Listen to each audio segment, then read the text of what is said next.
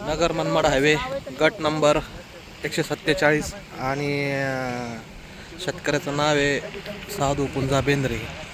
तर ही जमीन आहे नगर मनमाड हायवेवर बाबळेश्वर थोडंसं पुढं। तर पहा तुम्ही एका कॉन्ट्रॅक्टरच्या चुकीमुळं किती शेतकऱ्याचं नुकसान झालं आहे इथं तुम्ही पाहू शकता।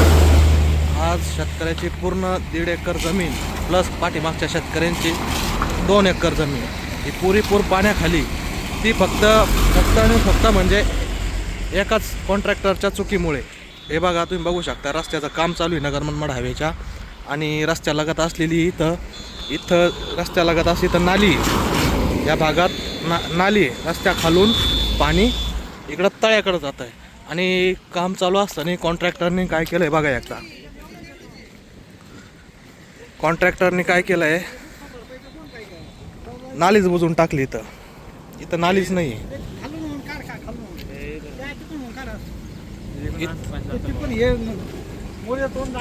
इथं मोरीचं तोंड आहे।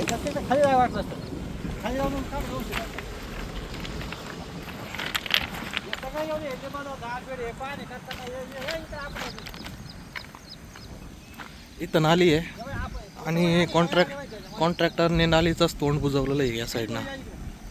आणि हा वडा आहे इकडं वड्यातून पाणी जात आहे। आता नाली खोलल्यावर अख्खं पाणी या बाकीच्या वावरांमध्ये शिरणार आहे। तर कॉन्ट्रॅक्टरला फोन करून कॉन्ट्रॅक्टर येत नाही आहे इकडं बघण्यासाठी। तर याची नुकसान भरपाई 100% कॉन्ट्रॅक्टरने दिली पाहिजे। हे कॉन्ट्रॅक्टरच्या चुकीमुळं नाली बुजली गेलेली आहे। आणि बघा तुम्ही बघू शकता इथं नाली खचलेली आहे। इथं रोड तर असं थोडासा खचलेला आहे